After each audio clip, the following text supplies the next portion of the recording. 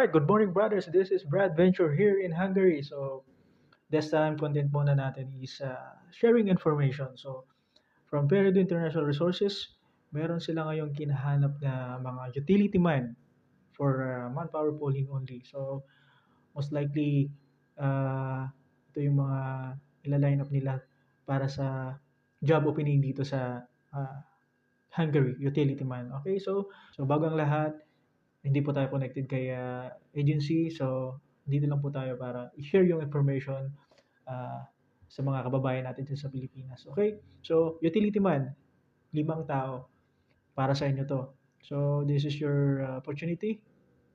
Male only, at least 1 to 2 years experience in maintenance, gardening, and landscaping, and housekeeping tasks, lobby rooms, offices, restaurants, and hotel industry.